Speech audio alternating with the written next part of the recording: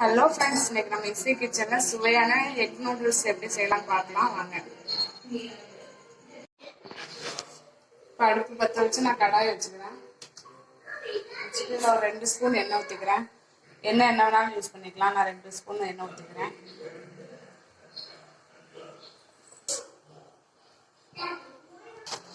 எண்ணெய் காஞ்சிச்சு. நான் ஒரே ஒரு பச்சை மிளகாய் கட் பண்ணி போட்டுக்கிறேன். பச்சை மிளகாய் எடுத்து நான் 2 மீடியம் சைஸ் பெரிய வெங்காயம் கட் பண்ணி போட்டுக்கிறேன். வீட்டு போட்டுக்கோங்க.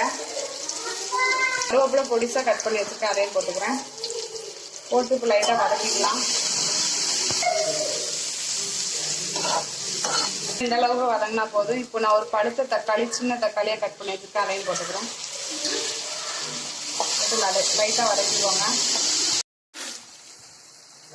நான் இப்பி நூடுல்ஸில் தான் எக் நூடுல்ஸ் பண்ண போகிறேன். இப்பி நூடுல்ஸில் இருக்க மசாலாவையும் போட்டுக்கிறேன். 3 பேக்கெட் எடுத்துருக்கேன். அந்த 3 பேக்கெட்டில் உள்ள மசாலாவையும் போட்டுக்கிறேன்.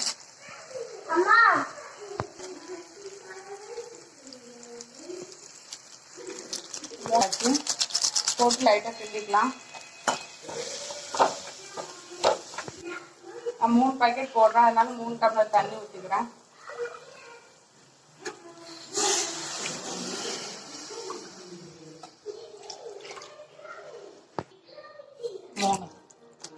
இந்த தண்ணி நல்லா கொதிக்கட்டும். இதுலயே உப்பு இருக்கும், உப்பு பத்தலாம் போட்டுக்கோங்க. இப்போ இந்த சைடு ஒரு பாத்திரத்தை வச்சு ஒரு ஸ்பூன் எண்ணெய் ஊற்றிருக்கேன். எண்ணெய் காஞ்சிருச்சு. இதில் இப்போ நான் 3 பேக்கெட்டு நூடுல்ஸ் போட்டிருக்கேன். அதுக்கு 3 முட்டை உடச்சி ஊற்றிக்கிறேன். 3 முட்டை போட்டாச்சு. இந்த முட்டைக்கு தேவையான அளவு உப்பு போட்டுக்கலாம்.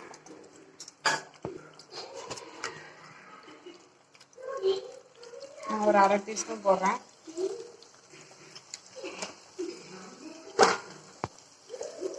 ஒரு ஸ்பூன் பெப்பர் பொடி போட்டுக்கலாம்.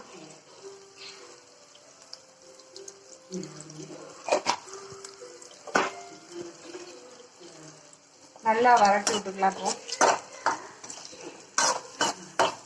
உங்களுக்கு எவ்வளோ முட்டை வேணுமோ அவ்வளோ போட்டுக்கோங்க.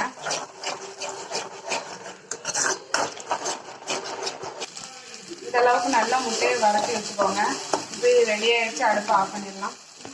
இந்த சைடு தண்ணி நல்லா கொதிச்சிருச்சு. இப்போ நான் 3 பேக்கெட்டு நூடுல்ஸ் உடச்சி போட்டுக்கிறேன். அப்படியும் போடலாம், நான் உடச்சி போட்டுக்கிறேன்.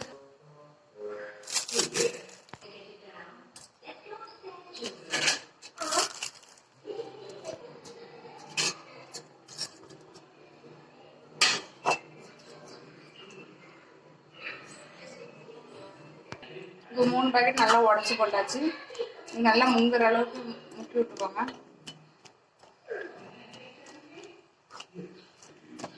இப்போ இது நல்லா வேகட்டும்.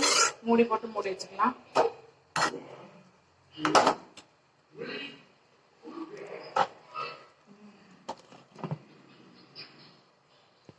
லைட்டாக கிண்டி விட்டுக்கலாம். கிண்டி விட்டுட்டு மறுபடியும் மூடி வச்சுக்கலாம்.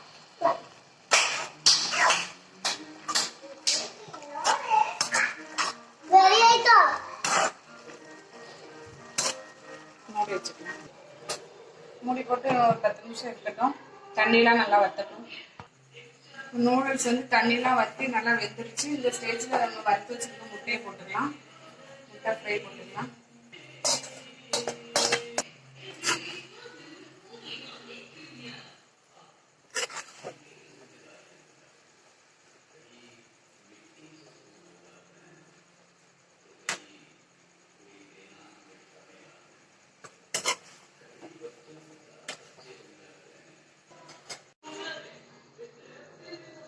இந்த ஸ்டேஜ்ல முடிஞ்சிருச்சு. நான் இறக்க போற ஸ்டேஜ்ல கொஞ்சமா கொத்தமல்லி தழை போட்டு இறக்கிக்கிறேன்.